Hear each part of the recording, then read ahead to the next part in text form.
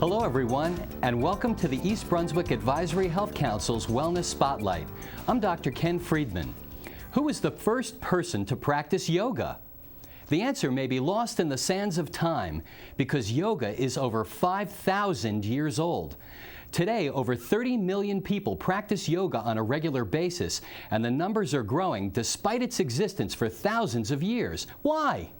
People's attitudes towards health, spirituality, wellness, and our role in society are evolving dramatically. Now, more than ever, people are looking inside themselves for the answers to the challenges posed by everyday life. While we can't always control all of the things that happen to us or the stress we're under on a daily basis, we can choose lifestyle-based activities that improve our overall health and our resistance to stress and disease. That's why the practice of yoga has stood the test of time. While some people might think that practicing yoga is for middle-aged women, think again. Lately, yoga has garnered the attention of performance-oriented men like NFL players Amani Toomer and John Dorenbos and other pro athletes who are incorporating yoga into their workouts. According to a recent Men's Fitness magazine article, Asian Indian researchers found that regular yoga sessions can help improve your mental health and reduce some symptoms of stress in as little as only 10 days. In the Wellness Spotlight today is a delightful person and yoga expert, Nicole Calvano. She's an East Brunswick native and a yoga practitioner, teacher, who will be sharing her insights into this ancient and popular wellness pursuit. So Nicole, tell me, what was it that made you get interested in yoga? That's a great question. You know, ever since I was a kid, I can remember being really intrigued by this whole idea of the mind-body-spirit connection. And I grew up taking martial arts, and I just had this fascination, you know, with yoga as an athlete, and I really wanted to learn more. So I was in Australia my junior year of college, and there was an open house at a yoga studio. So I took some classes, and I just fell in love. It was one of those things where I just knew it was something that I needed to explore more of. So I took classes the whole semester while I was in Australia, and then when I came back to the States, I began taking classes here again, different places, different teachers, and really just explored it and kept learning more and realizing the depth of the practice and how much it helped me in my life, you know, on and off the mat. Were you an athlete at some point in time in school or outside of school, or was there something about yoga that helped you in your physical performance, or were there other aspects about yoga that really attracted you? I think I was born an athlete. I began playing soccer when I was a young kid. I started Taekwondo when I was about 12, and I did that for several years. I ran track in high school. I had some injuries, so that made it a little bit challenging. I didn't play any sports in college per se, but I've always been active, so I would always go to the gym and work out. And then I took up yoga, and it helped me with my flexibility, with my strength. It's incredible, you know, physically, how much better it makes me feel, you know, and the difference is profound.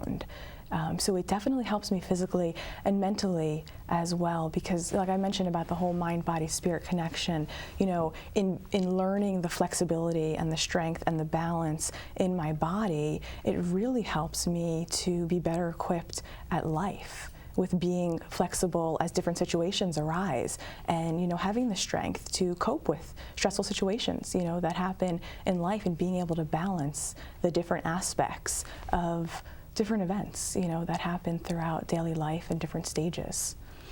For the people who have heard about yoga but really don't know too much about it, can you describe what yoga is, define it, and explain what it is so people can understand a little bit more about it? I'd be happy to, yeah. It's a movement practice, that's part of it. It's an exercise. It encompasses breathing. It encompasses, like I said, different postures, gentle stretches, more active, challenging poses. It encompasses relaxation and meditation as well. It helps you to integrate you know, yourself physically, mentally. It's a pathway as well for really tapping into that divine inner nature.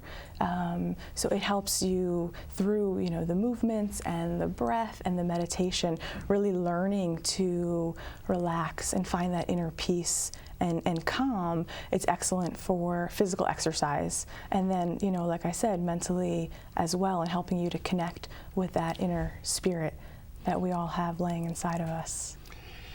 You know, it seems as if a lot of women practice yoga. Mm-hmm.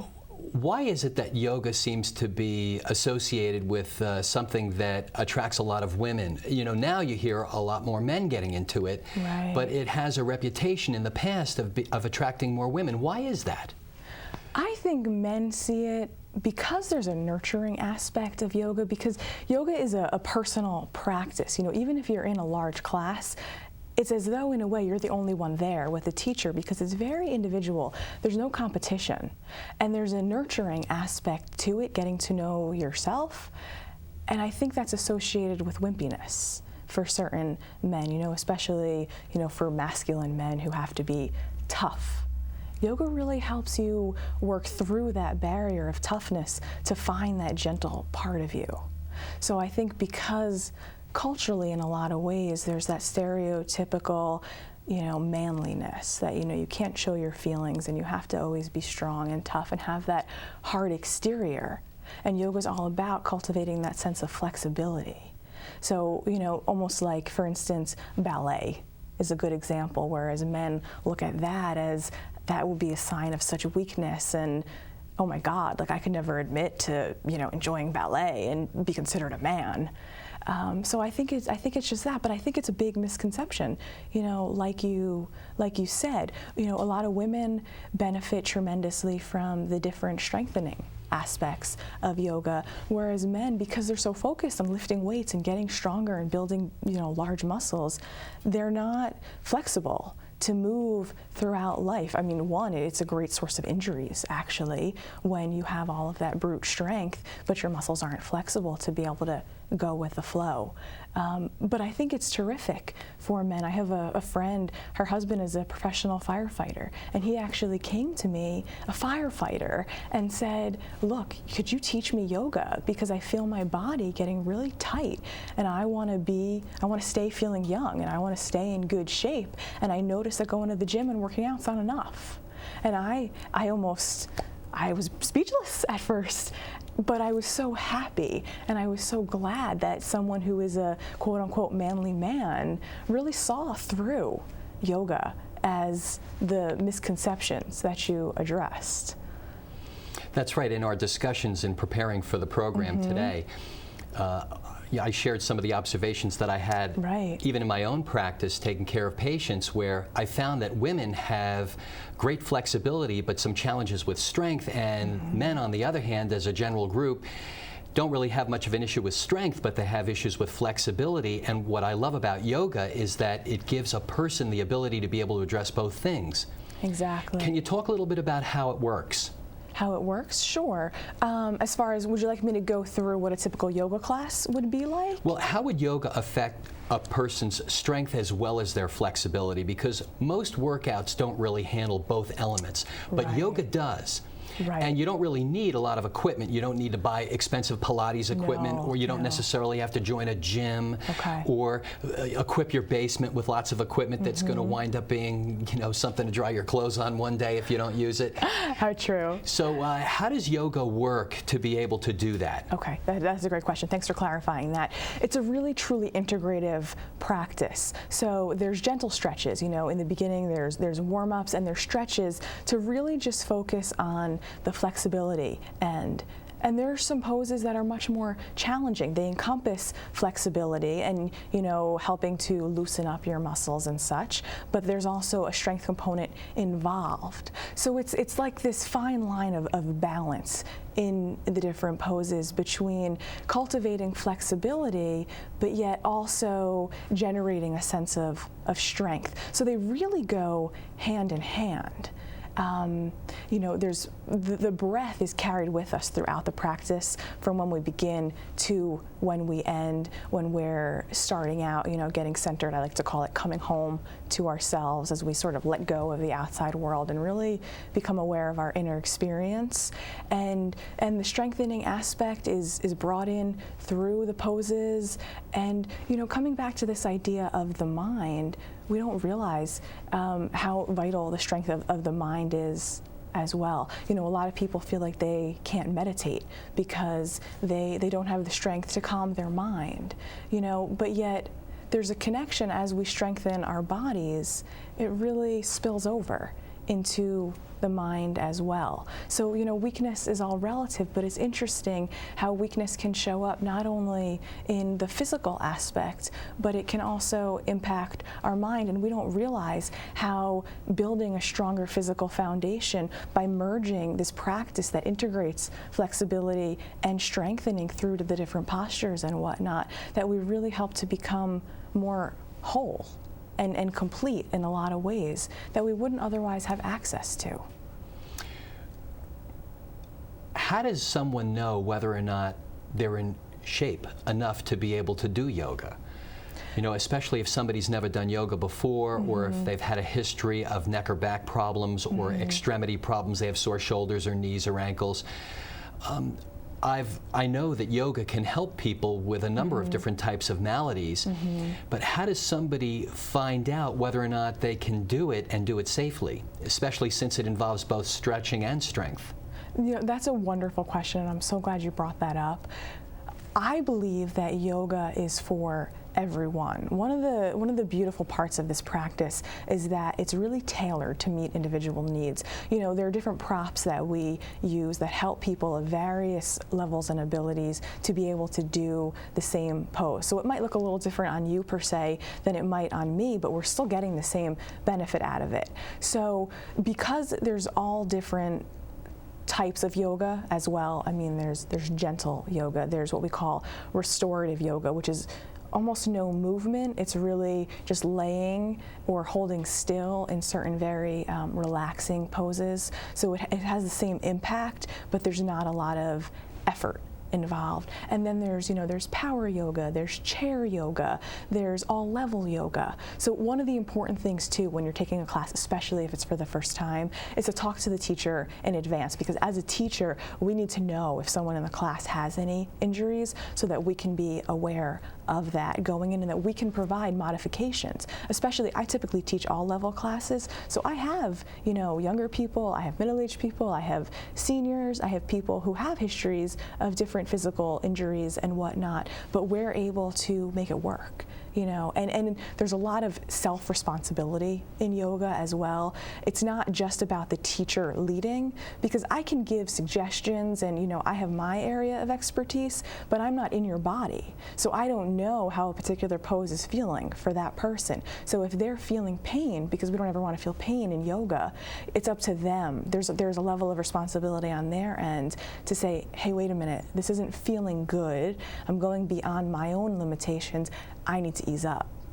So there definitely is that sense. It's a coming together of sorts, because as much as I can make recommendations and suggestions to make it as accessible as possible, I rely on other people to do their part as well to make sure that they're taking care of themselves, because that's a huge, huge component of people learning to nurture and take care of themselves. You know, we have a broad spectrum audience, all different ages, watching the show. What do you think should be the earliest age that a person should start doing yoga? What's the earliest point in a person's physical or mental development where they could benefit from this practice? And then what do you think would be the oldest age, or is there a cap on this? You know, I love that question, and honestly, I'm going to say in the womb. They have prenatal yoga. Prenatal yoga? Prenatal yoga for pregnant women. And I think that is ideal. You know, they have yoga for little kids. They have Mommy and Me, you know, for newborns and young children. And I think that's incredible. Start them young. You know, yoga has a way of teaching discipline and flexibility and strength and balance and nurturing, and it really gives us tools to be well equipped for handling life. So I don't think there's too early of an age. And granted, a yoga class that I'm going to teach to middle-aged people is going to look very different than a class I'm going to teach to kids, but they still get such tremendous benefit in their own way. I teach kids and I love it. It's wonderful. It's such a great tool. It's such a great outlet for them. And as far as the upper limit, I don't think there is one. You know, for people who don't have the freedom of movement, you know, that's where chair yoga comes in, where just like you and I are sitting in a chair right now, you don't have to stand if that's not available to you. But you could be in your 90s or hundreds or however the oldest person alive, you know, in the world is today. And there's a way for you to practice yoga, whether it's on the mat through physical movement or through bringing that into your life, bringing in that sense of flexibility and bringing in the strength and bringing in that sense of peace and calm that you cultivate through yoga. So you're never too young and you're never too old? No, I really don't think so. How long does a yoga session last?